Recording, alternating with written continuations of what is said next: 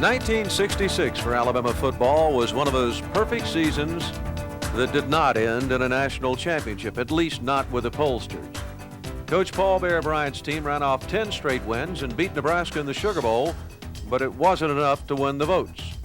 The offense was good enough to roll up just over 300 points, mainly on the strong left arm of Ken Snake Stabler. He passed for almost 1,000 yards.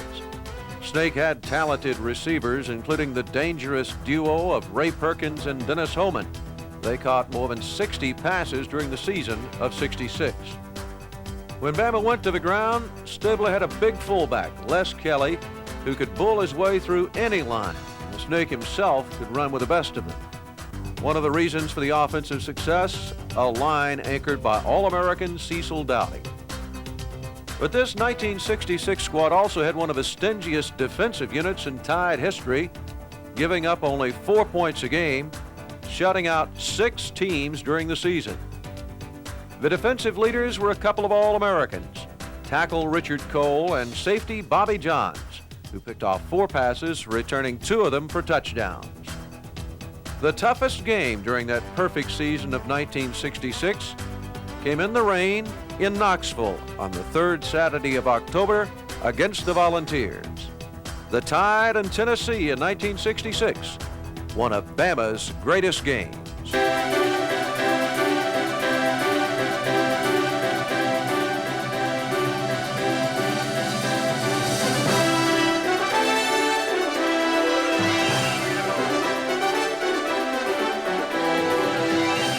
Alabama Sports Network and the Paul W. Bryant Museum present Bama's Greatest Games.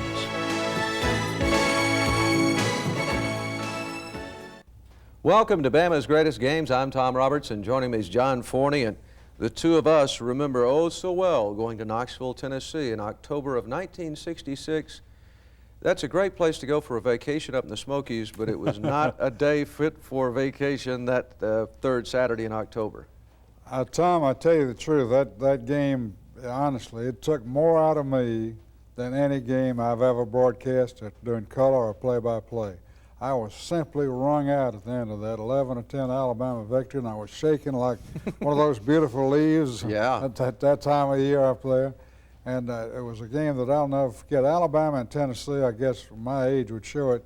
Alabama-Tennessee has always been kind of the game for me. Sure. And a lot of people feel the same way. People a lot younger than I am feel the same way. I, for one. But that day, I remember going to the stadium. We'd been at Gatlinburg, the only time I went to Gatlinburg before a game, and then drove over by myself. And I got up into the stadium, and I looked out, and there was a famous cloud no bigger than a man's hand about an hour and 45 minutes before it started, and that cloud just kept coming and kept getting bigger. And it deluged and stayed that way all day. Well, I traveled from Tuscaloosa the morning of the game, followed the rainstorm the whole way. And the whole way I'm thinking, how are they going to play football? And indeed, Coach Bryant had to go, and his staff had to go back to the drawing board, change completely the game plan. Absolutely. He said this is going to be Leslie Kelly's game, the big boy from Coleman. It was up to Leslie. And he carried the ball either 26 or 27 times that day, following Cecil Dowdy, an All-American, and Duncan, who considered himself an All-American, of course. But it was a fine offensive line, Johnny Calvert and Bruce Stevens and some of the other guys. But there had to be that game. It had to be a runner's game plus Stabler. Well, and it was a shame, too, because it was a waste of a tremendous quarterback and some pretty darn good receivers, too. Absolutely. On Perkins and Homan, they don't get any better than that. And, of course, Tennessee had a super game, too. And I guess when you have 2 teams, one with a snake and one with a swamp rat, that was Deary Warren's nickname of Tennessee, but it just added up to a tremendous football game. Well, it certainly was, and we're going to look at it right now. Let's go back to October of 1966, the rain in Knoxville, Tennessee. It's a rainy day in Knoxville. Temperatures are ideal at 72 degrees, winds out of the southwest at 8 miles an hour. Now, there's little doubt that Alabama coach Paul Bear Bryant and Tennessee's Doug Dickey want to start the game with their defensive units on the field. Alabama's captains are John Sullivan and Jerry Duncan. They call the toss, win it, and elect to defend the south goal. Tennessee chooses not to receive, but to kick. That strategy probably will work to the Volunteers' advantage. It's Gary Wright who kicks off for the Volunteers.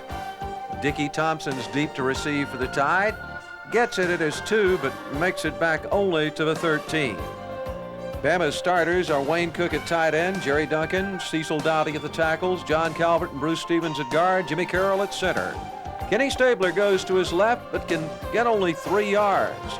The other Bama starters, wide receivers Ray Perkins and Dennis Holman, fullback Les Kelly, and tailback Frank Canterbury. After an offside penalty against Tennessee, it's Canterbury getting 4 yards. First down, Bama at the Tennessee 25. Stabler's going to the airways for the first time. His pass to Wayne Cook, incomplete. Smith covering for the Volunteers. After a 5-yard motion penalty, it's second down at the 20. Here's Kelly fumbling on the play. Jimmy Weatherford recovers to the Vols at the 22. Big Orange have it deep, 1st and 10 in Bama territory. Tide defense, Frank Whaley, Mike Ford at the ends, John Sullivan, Richard Cole at tackle, and Tommy Somerville at nose tackle. They have a challenge. First down, Charlie Fulton comes to the near side, 13 yards and a first down on the Bama 9. First and goal for Tennessee. Rest of the Bama defense, linebackers Bob Childs, Mike Hall, and Wayne Owen. Secondary, Dickie Thompson, Bobby Johns, and Mike Sasser. They see Bob Mauriello get the call. He gets only 1 to the 8. On second down, Warren drops back to pass for the first time, throwing it to Richmond Flowers. He gets only 2 to the 6. Wayne Owen on the tackle. On third down, Volunteers not to be denied this time. Warren completes a 6-yard touchdown pass to tight end Austin Denny. Wright's on for the conversion. His kick is good. It's 7-0 Tennessee. 11:24 to go in the first quarter. Wright kicks off again for Tennessee to Thompson. This time Dickey takes it on the 6, and he manages to get back 13 yards to the 19. On first down, Frank Canterbury goes off right tackle, 11 yards out to the 30. First down, Bama. Kelly goes up the middle for 11 more. He gets it out to the 41. Stabler keeps it himself this time, pick it up 3 to the 44. It's Canterbury the call on second down. The Vols rack him up, no gain, setting up 3rd and 7. Stabler drops back to pass, looking downfield, but it's batted down right at the line. Steve Davis is called on to punt. He gets off a 30-yarder to the Vols' David Murphy. He fumbles it out of bounds at the 26, no return on the play. 1st and 10 for the Vols. Tennessee's Warren back to pass. He hits Richmond Flowers for 7 yards. Fulton gets the call on second down. Richard Cole's there to trip him up for Bama. 3rd and 2, Fulton. The nod again. This time he makes 3 yards and a first. Thompson and Mike Hall tackle him. This time Warren gives it to tailback Walter Chadwick for the first time. He gets 4 yards up the middle. Sullivan and Hall bring him down at the 41. Second down, Chadwick again. He gets 3 before David Bedwell stops him. Offside against Alabama puts the ball at the 50-yard line. Warren dropping back to pass. His receivers are covered, so he decides to run. He gets it to the 46. Cole makes a tackle for Bama. Now Tennessee goes back 15 yards for holding, all the way back to the 42. On 2nd and 18, Mauriello on the draw. Thompson stops him for no gain. Doug Dickey decides to go ahead and punt on 3rd and long, sending in All-American Ron Whitby. He hits one 54 yards. It's finally down for the Volunteers at Bama's 3-yard line. Considering the weather and field position, Bama keeps it simple. Here's Canterbury up the middle for 2 yards. On second down, Stabler gives it to Kelly. He gets only a couple of more. Now Coach Bryant also decides to punt on 3rd down. Davis has to battle the weather, gets off only a 35-yarder. The ball's down at the Bama 42-yard line. On first down, Tennessee goes with fullback Walter Pickens. He gets 6 to the Bama 36. Cole on the tackle. On second down, Fulton gets the call. He's coming around the near side. He's going to pick up 7 for a first down at the 27. Moss and Thompson tackling for Bama. Warren goes with Pickens again, but Ford and Cole get him at the 25. It's 2nd and 8. Now it's Chadwick on the option around the left end. Bedwell drops him after a 2-yard gain to the 23. 3rd and 6 for the Vols. On 3rd down, Warren's back to pass, looking for Johnny Mills. Bedwell's there to defend. It's incomplete. So here comes Wright into the game to try a 40-yard field goal. It's good. The Volunteers are up 10-0 with 1:06 left in the first quarter. 2 kickoffs are nullified by penalties. Finally, UT kicks it to Mike Sasser. He gets it at the 11, and watch this return. Sasser all the way out to the 45-yard line. Now we're to the final play of the first quarter. Canterbury off left guard for 3 yards. And the rain is still pouring here in Knoxville. After a quarter, it's Tennessee 10, Alabama nothing. Bama's down 10-0 after 15 minutes. By the way, during the show, we're going to take a timeout or two to talk with 2 of the stars of the 1966 game, Kenny Stabler and Cecil Dowdy. And we'll be back in a moment with the second quarter of this one of Bama's greatest games.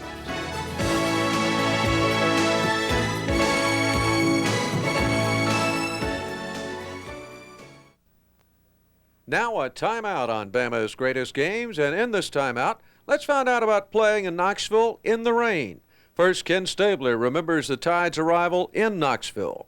Well, you know, that rivalry up there, I mean, in Knoxville, you'd heard all your life, you know, how tough it was to play up there, and we flew in there and got off the plane and on the bus on the way to the stadium, and there was this huge construction crane hanging right over the top of Neyland Stadium, and at the end of a wire there was a dummy, a number 12 dummy with a red shirt on, and, you know, I think they had a booby trap set in there for us, but we came out of there okay.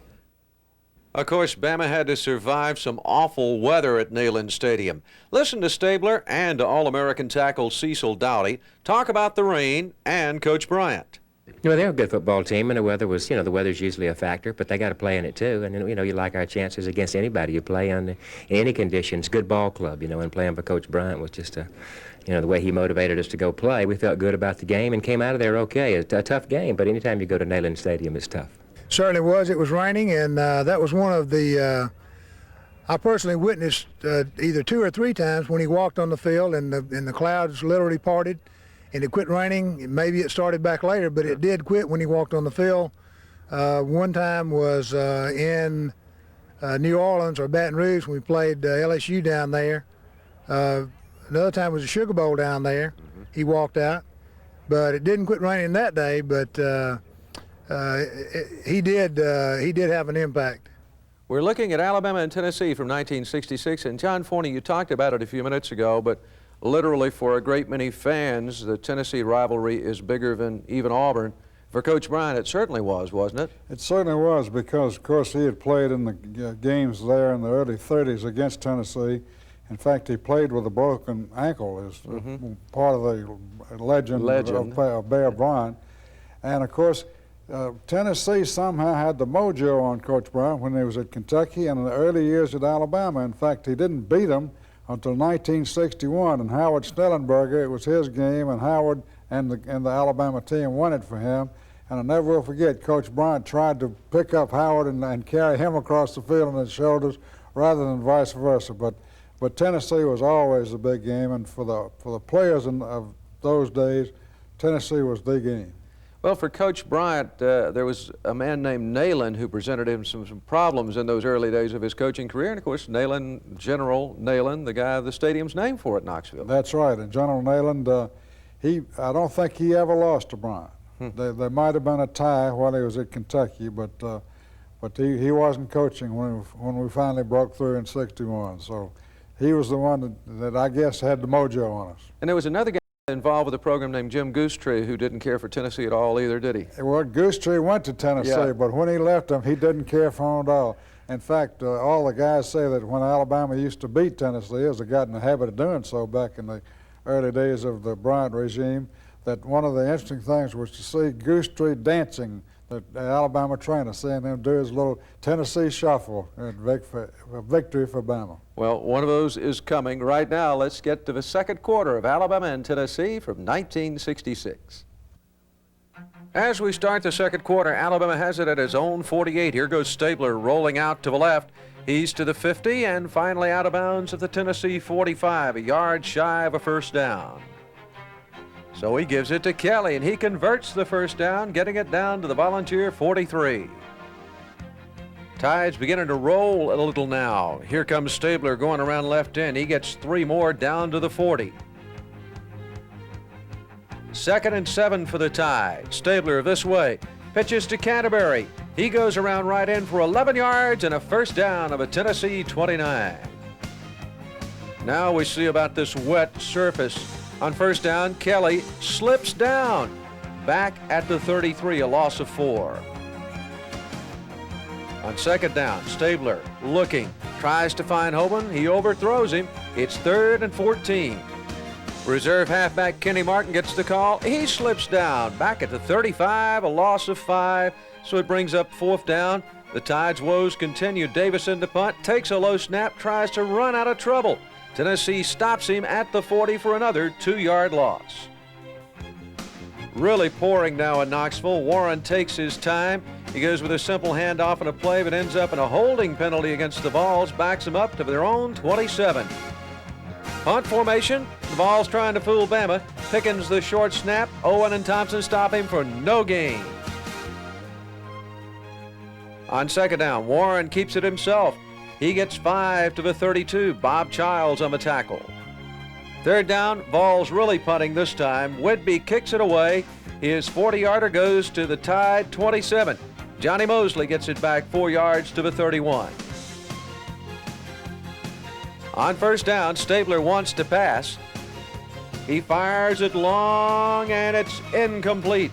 Perkins covered by a couple of Vols, can't hold on. On second down, here's Martin. Only a couple of yards. He stopped at the 32. 3rd and 9. Stabler at the line, rolling out to the near side. Again on the run. He sails another one 40 yards, this time to Richard Brewer. It's incomplete. He's out of bounds at the ball 28. So here comes Davis to punt, and a break's coming for the Tide. He kicks it to Smith. Down at the 35. Look at the coverage, but Terry Kilgore forces Davis to cough up the football. Jerry Duncan's got it at the Vol 31. On first down, it's Kelly getting the football, moves ahead 3 yards to the 28. On second down, Stabler's rolling to throw again. Under pressure, he gets it away to Perkins at the 10. It's too high, incomplete. 3rd and 7 now. Stabler running to his left, keeps it for 9 yards. He's got a first down at the Tennessee 19. Now the Vols stiffen as Stabler comes this way. Niemoff, Glover, and McMeans drop him for a 2-yard loss back to the 21.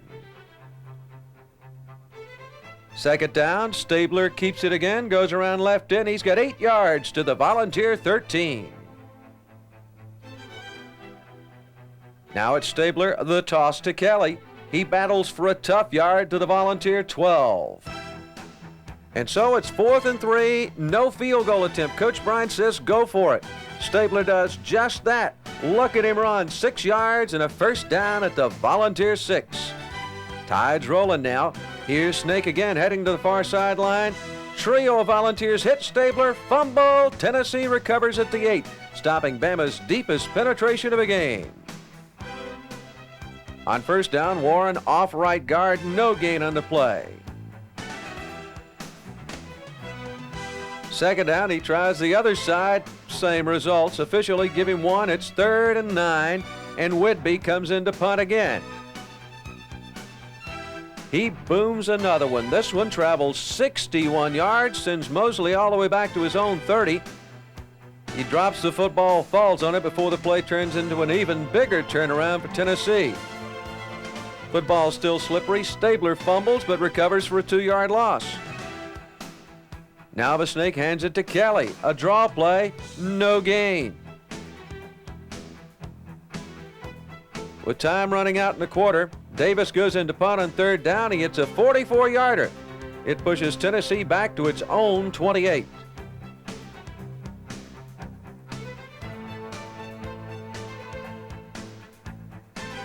On first down, the ball, stride Chadwick up the middle. Bob Childs, Richard Cole stop him, a gain of 2.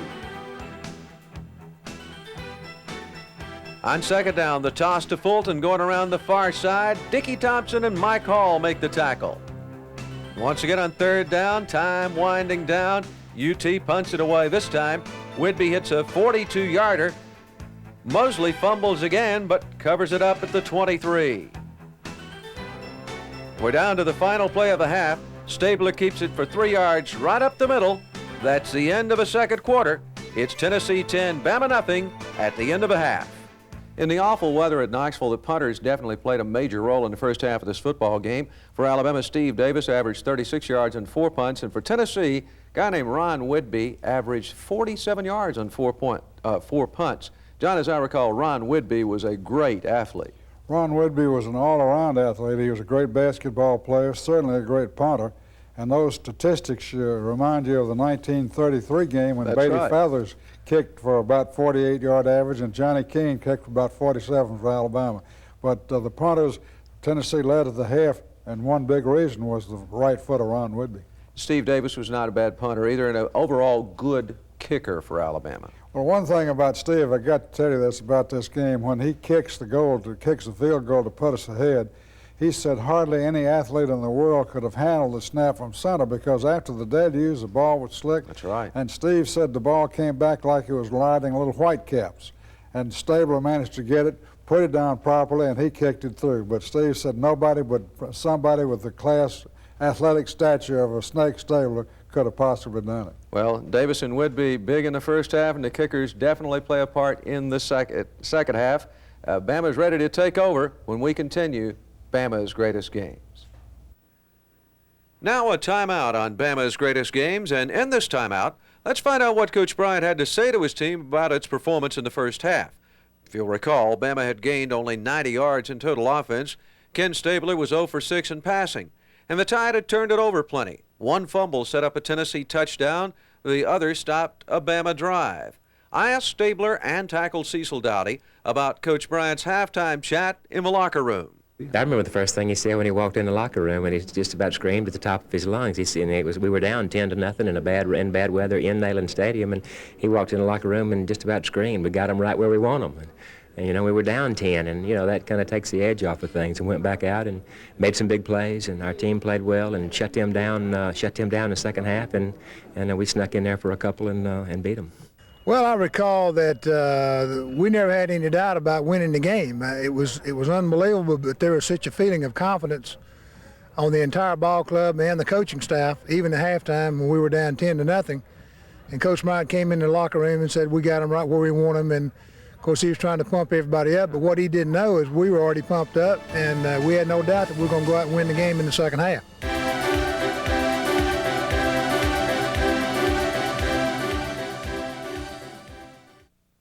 We're at halftime of the 1966 Alabama-Tennessee game.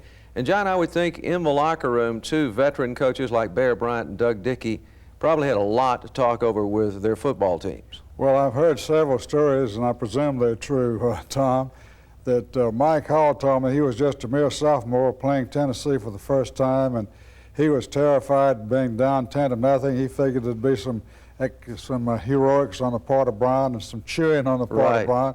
But he said when he came in, he was thinking, what a friend we have in Jesus.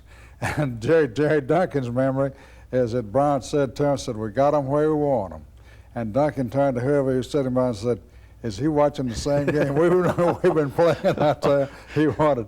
But really, Alabama showed its class and its heart, and that was really maybe the best team Brown ever had, he said. Mm-hmm. And the only game where it was even close during the whole year or the bowl either. And just the way it worked out, Alabama came back to win with some great plays by Wayne Cook, I remember one, and of course Stabler all the way, and the two we've talked about. Well, and there were 4 times in the first half where Alabama turned the football over on fumbles. One cost them a touchdown, and then one gave Tennessee a touchdown. So I can understand why they might have been a little more optimistic than you'd think. So, well, they had reason to, but being up there that day and in that cold and that rain, shaking like a leaf and just trying to push the ball over, I can still remember it long ago as that's been. Thank goodness they were more confident than we. Yeah, absolutely. Well, Thank goodness. Let's take a look at their play as we go to the third quarter of a 1966 Alabama game against Tennessee in Knoxville. At halftime, the Tennessee band braves the weather. Both coaches plotting strategy balls. Doug Dickey has the choice to start the second half. He takes the win, giving Alabama the football. Wright kicks off. Sasser gives it in at the 10. Runs upfield of a 27. First down, Alabama. The Tide's going to start this half throwing the football. Stabler back. He hits Ray Perkins for a 6-yard gain to a 33. That's the first Tide completion of a day. Back to the ground on second down. Kelly up the middle for only a yard. So it's 3rd and 4. Stabler gives it to Kelly. He can get no gain trying to cut the corner on the far side. So Davis is back on the field for his 5th punt of a day. He kicks this one 39 yards. Smith fair catches it back at the 28.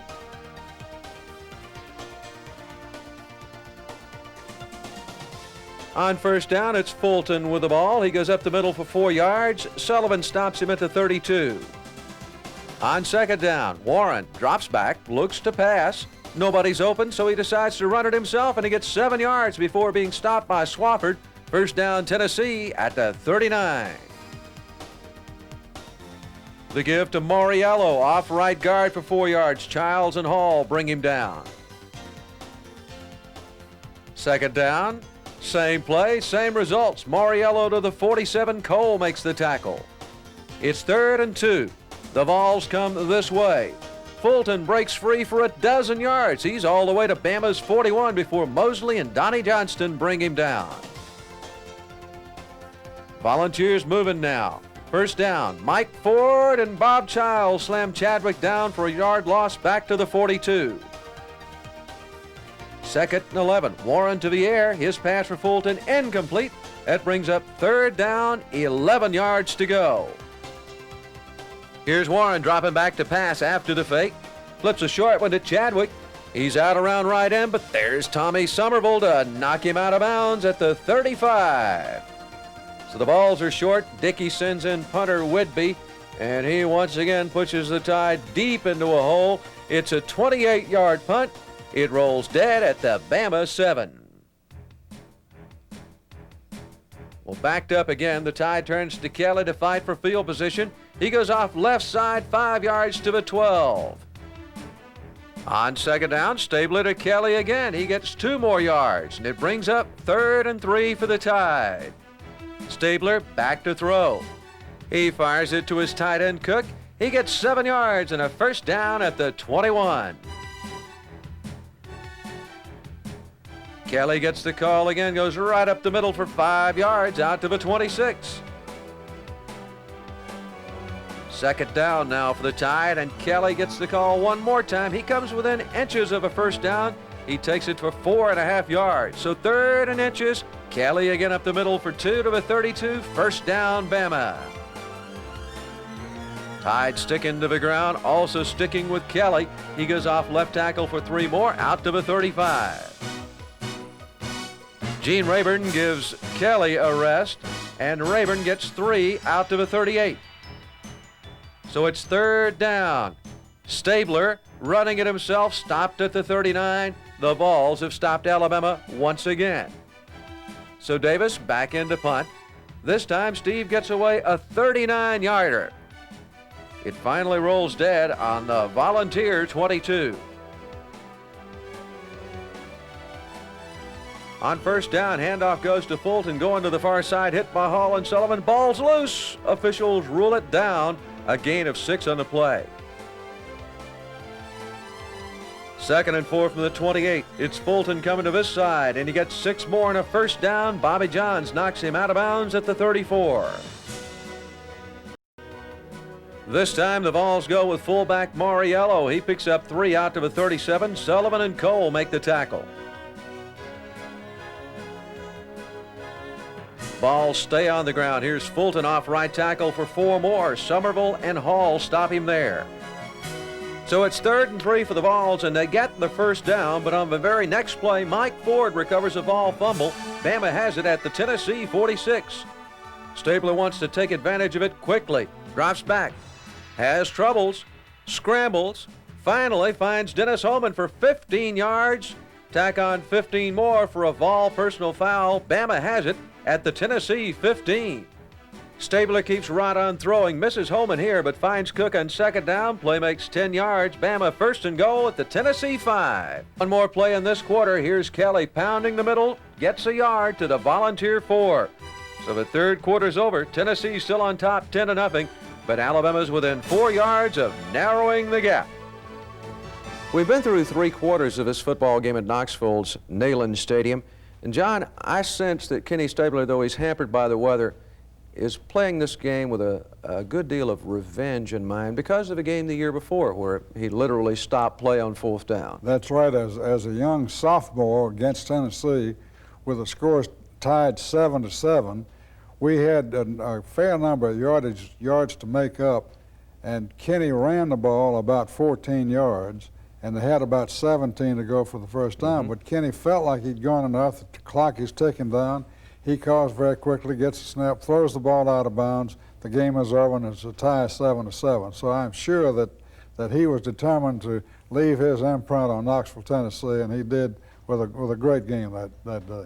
Well, he developed the reputation later on as a pro as being the quarterback you want in a clutch situation. And he was that way at Alabama too, wasn't he? He certainly was. Kenny had the guts of a burglar. He really did. And he was a great baseball pitcher as well. He was just a tremendous athlete. And the Tennessee, when Alabama does go ahead, as you'll see, 11-10, Tennessee came back down the field in a flash with Deary Warren passing to Austin Denny, who later was a great player for the Bears. Charlie Fulton threw a halfback pass. Tennessee suddenly got the ball inside the 10-yard line, and the defense rose up and played a great game, and they forced Tennessee to kick a field goal from the hash mark on the right side of the playing field.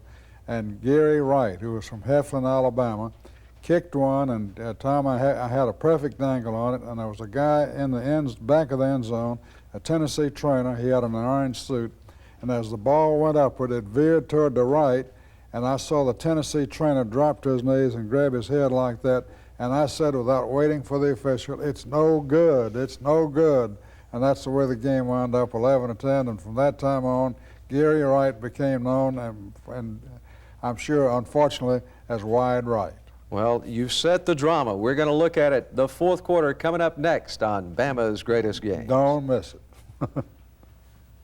Now a timeout on Bama's Greatest Games. And in this timeout, let's talk about Bama's much better performance in the second half. Here's Cecil Dowdy. Basically on offense, the defense gave up some yardage. They came down right there at the last and kicked and tried to win the game. Of course, it was wide, and I was running up and down the sidelines, forearming people in the back of the head, screaming, "He's not going to make it, he's not going to make it." And it was just such a feeling of confidence that we had worked so hard to come back and take the lead that there was no way that we're going to be denied the victory. Of course, Dowdy and his teammates knew that the Tennessee rivalry was special to Coach Bryant. This one he probably wanted more because the Vols had tied Bama 7-7 the year before in Birmingham. In his 25 years at Alabama, Bryant saw his teams beat the Vols 16 times, lose 7, and tie 2. Now, Dowdy tells you very quickly the players wanted to beat Auburn more, but their coach, that's a different story.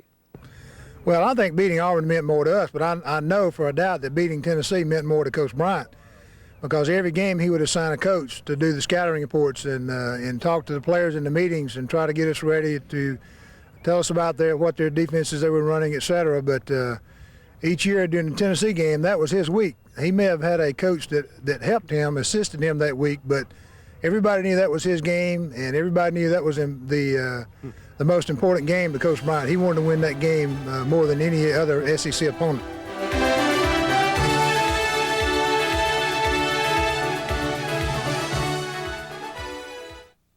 In the 1966 Alabama-Tennessee game, we saw 2 of the best defensive units in the country.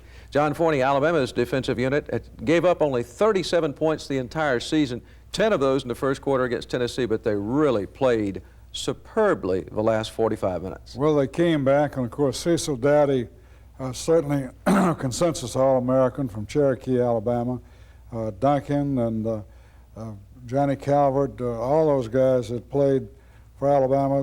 Dickie Bean was on that team. I still remember remember him so well. But Dowdy was the key guy because he had to open the hole in the rain and the mud and give Leslie Kelly a chance, because the game plan was very simple. It was thrown out of the window. It was going to be Dowdy leading the way, Kelly coming in behind him, and finally in the second half it worked to perfection. They took the ball down with Stabler doing the job, and certainly the catch that Wayne Cook made to give them the 2 points, there wasn't a man that was going to stop him if he'd had a machine gun. Wayne was going to catch that ball to make it 10-8, and then later on Steve was able to kick it through to give us the 11-10 win. Well, obviously it takes great linemen to go with great backs, and we're going to see them all perform so wonderfully as we go to the fourth quarter in Knoxville, Tennessee, 1966. Alabama's about to come from behind and defeat the Tennessee Vols. We begin quarter number 4 with Bama needing 4 for a touchdown. Stabler on the snap. Over left guard, he's close. They rule it the half-yard line. So it's 3rd and inches. Here comes Stabler again, going in for the touchdown.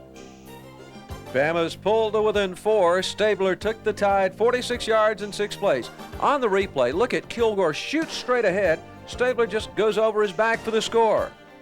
No hesitation, Coach Bryant calls for the Tide to go for 2.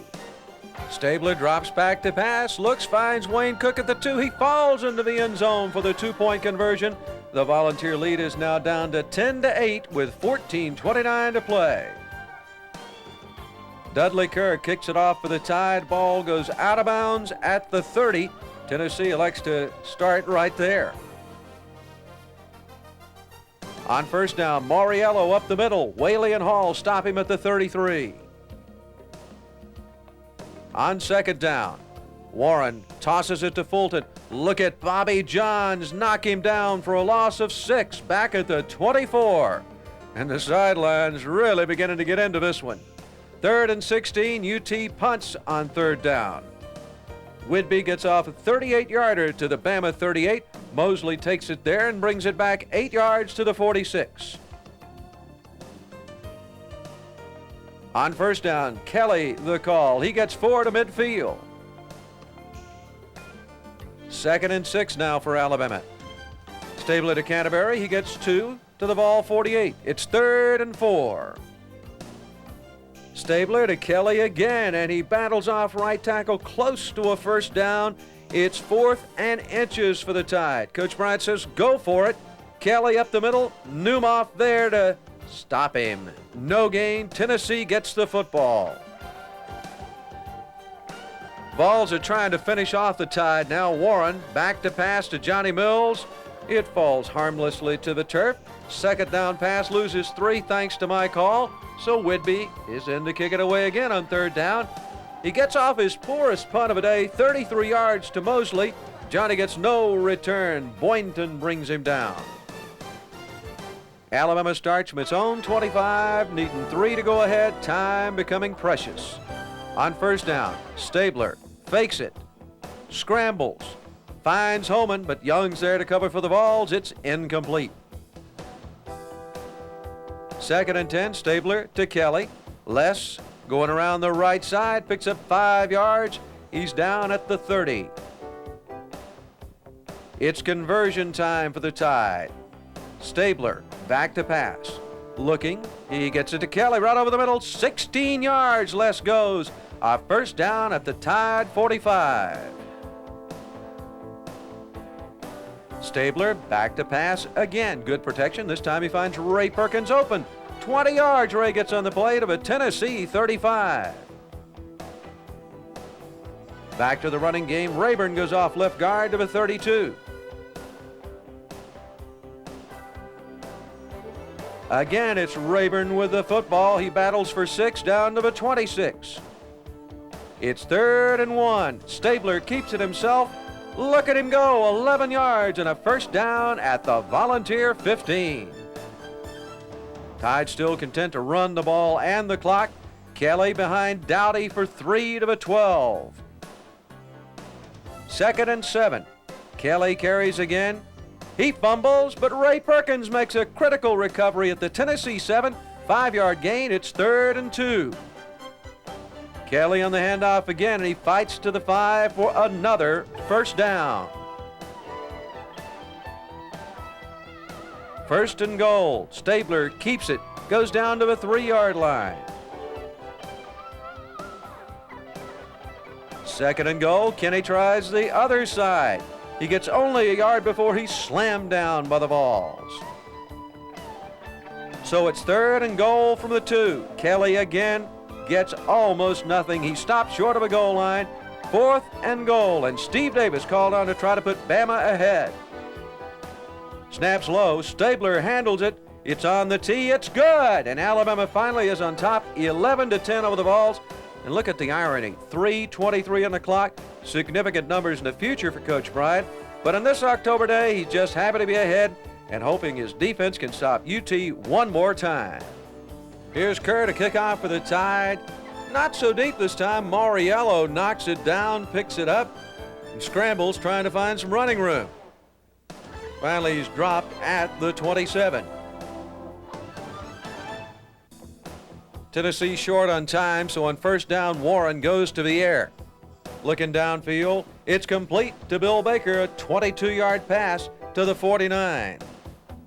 Now here comes a big play for the Vols. Halfback Fulton, a converted quarterback, fires it 38 yards to Austin Denny. He's all the way to Bama's 13. Mosley finally makes the stop. Vol fans are cheering now. Warren calls for quiet.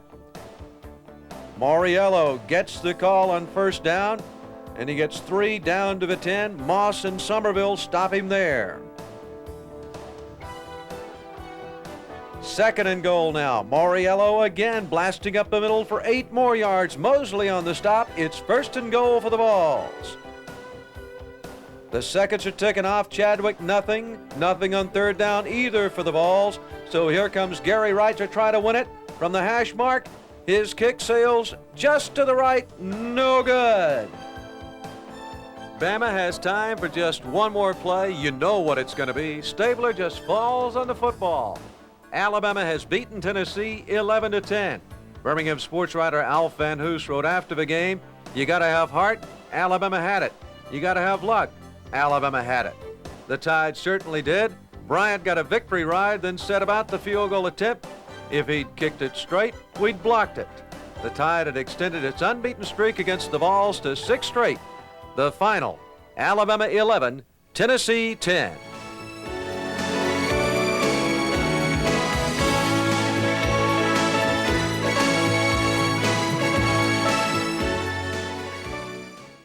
We've just seen one of the great comebacks in Alabama football history. The Tide down 10-0 after one quarter. In the rain, comes back to beat Tennessee 11-10. John, let's look at the highlights of this one. In the first half, Alabama fumbled a total of 6 times, losing 2 of them. This one in the second quarter cost the Tide a touchdown, but it was all because of that rain. And also, I think out there in the corner, somebody made a real good block, and Kenny Stabler usually can hang on to him. This is big Austin Denny catching it for Tennessee. He was a big pro for the Chicago Bears, an all-pro player. Well, this is the beginning of the fourth quarter comeback. Stabler sneaking in for the touchdown, and now 2-point conversion time. Big catch here. You're right. He catches it at the 1 and falls into the end zone. Cecil Daddy was number 70 there. Well, Bama ground out another long drive, and this was a key play in it. Snake throwing it to Ray Perkins. Big first down. Big play there. Woo. By the way, Snake failed to complete a pass in the first half of this football game. Now the winning field goal. See the Snake pick it up, and Steve Davis kicks it through. Now they're going to try theirs moments later, and it is no good. Of course, the kicker feels differently, but the official called it, and the trainer back of us said, but tell me one thing for sure, as Coach Bryant said, to put a little PS on it so that if it kicked it straight, we'd have blocked it. That's it. He had that much confidence in his football team, particularly the way they played. And we must say, for Gary Wright's benefit, I think in his entire career at Tennessee, he only missed 3 field goals. But all of them were in that terrible angle that he had. They're really an awful. As close as they were, it was a terrible angle for him. It was one of those, if you rated this one among great comebacks by Alabama, would it be in the top 4 or 5?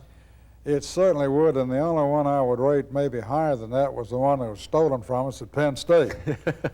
We came back and we're going to win that one and got a really bad call, and I've never been the one to debate the officials, but this one, The way I felt that day was an incredible comeback, and it was the only problem they had all year long. The 1966 team, generally speaking, Coach Bryant said, was his best team. Throw a little gas on the fire, perhaps. Had it been a dry day, would it have been a close football game, do you think? I think they would have thrown with Holman and Perkins and Stabler. I believe we'd have won the ball game easier. Well, it was definitely a great one on this particular day, and we got out of there dry and with a win. And it was good to leave, as it always is good to leave Knoxville with a win, because many, many times we have left there with tears rolling down our cheeks. You're exactly right. Thanks, John, and thanks to you for joining us. Be sure to be with us next time for another of Bama's Greatest Games.